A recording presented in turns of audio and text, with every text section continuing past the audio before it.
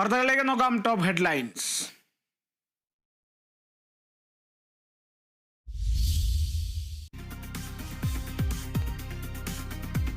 ലൈംഗിക പീഡന പരാതിയിൽ പാലക്കാട് MLA രാഹുൽ മാങ്കൂട്ടത്തിനെതിരെ കേസെടുത്ത വലിയമല പോലീസ്. ചുമത്തിയത് ബലാത്സംഗം, നിർബന്ധിത ഗർഭഛിദ്രം, വീട്ടിൽ അതിക്രമിച്ചു കയറൽ എന്നീ കുറ്റങ്ങൾ.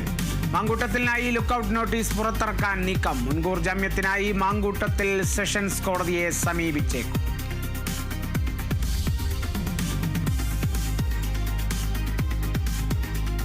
അതിജീവിതയെക്കുറിച്ചുള്ള കോൺഗ്രസ് പ്രതികരണങ്ങളിൽ തെളിയുന്നത് അവരുടെ സംസ്കാരമെന്ന വിദ്യാഭ്യാസ മന്ത്രി വി ശിവൻകുട്ടി. മാങ്കൂട്ടത്തിൽ MLA സ്ഥാനം രാജിവെക്കണമെന്നും മന്ത്രി.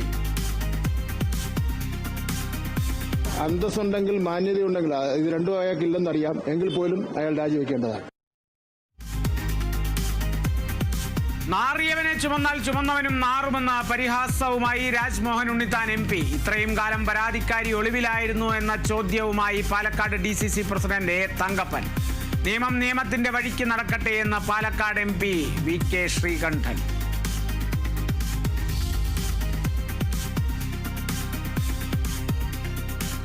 കാസർഗോഡ് BLOയ്ക്ക് നേരെയുണ്ടായ അതിക്രമത്തിൽ നടപടിയുമായി Adoor police. CPIM local committee secretary Surendran റിമാൻഡിൽ.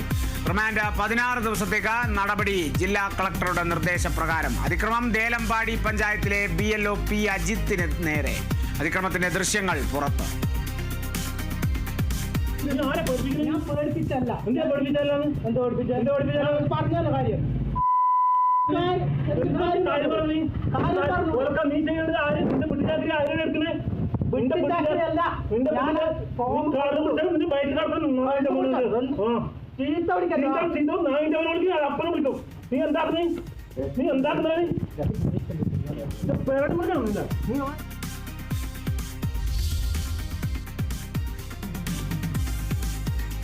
കോട്ടയത്ത് ശബരിമല തീർത്ഥാടകർ സഞ്ചരിച്ച ബസ് അപകടത്തിൽപ്പെട്ടു. സംഭവത്തിൽ 5 പേർക്ക് പരിക്ക്. അപകടം ഇന്ന് പുലർച്ചെ. അപകടത്തിന്റെ CCTV ദൃശ്യങ്ങൾ പുറത്ത്.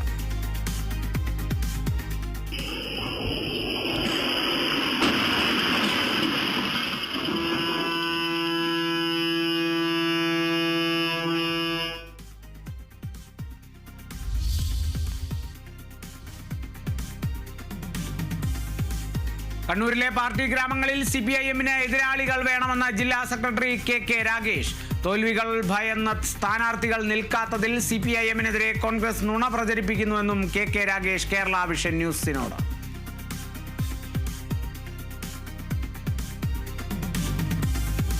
ക്യാമ്പയിൻ നടക്കുക, അതുകൊണ്ട് രാഷ്ട്രീയ ക്യാമ്പയിൻ നടക്കണം. അതുകൊണ്ട് രാഷ്ട്രീയ മത്സരം ഉണ്ടാണെന്ന് ഞങ്ങൾ ആഗ്രഹിക്കുന്നു. പാർട്ടി ഗ്രാമങ്ങളിൽ ഇപ്പോഴും CPIM ഭീകരതയെന്ന DCC പ്രസിഡന്റ് മാർട്ടിൻ ജോർജ്. നാമനിർദ്ദേശ പത്രിക സമർപ്പിക്കാനുള്ള സ്വാതന്ത്ര്യം പോലുമില്ലെന്നും മാർട്ടിൻ ജോർജ് കേരള വിഷൻ ന്യൂസിനോട്. Kerala vision news political breaking.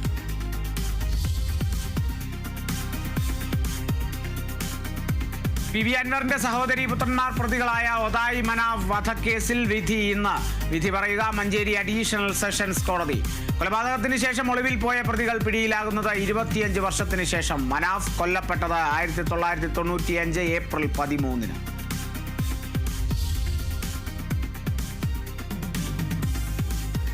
Sabarimala സ്വർണ്ണക്കവർച്ചാ കേസിൽ മുൻ ദേവസ്വം ബോർഡ് സെക്രട്ടറി S. ജയശ്രീയുടെ മുൻകൂർ ജാമ്യാപേക്ഷ ഇന്ന് ഹൈക്കോടതി വീണ്ടും പരിഗണിക്കും. കേസിൽ S. ജയശ്രീ 4ാം പ്രതി.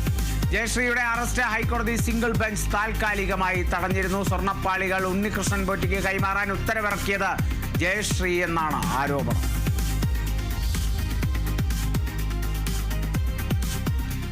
സംസ്ഥാനത്ത് ഇന്ന് ശക്തമായ മഴയ്ക്ക് സാധ്യത. 4 ജില്ലകളിൽ മഞ്ഞ മുന്നറിയിപ്പ്. തിരുവനന്തപുരം, കൊല്ലം, പത്തനംതിട്ട, ഇടുക്കി ജില്ലകളിൽ. സംസ്ഥാനത്ത് അടുത്ത 5 ദിവസം മഴയ്ക്ക് സാധ്യതയെന്നും കാലാവസ്ഥാ നിരീക്ഷണ കേന്ദ്രത്തിന്റെ മുന്നറിയിപ്പ്.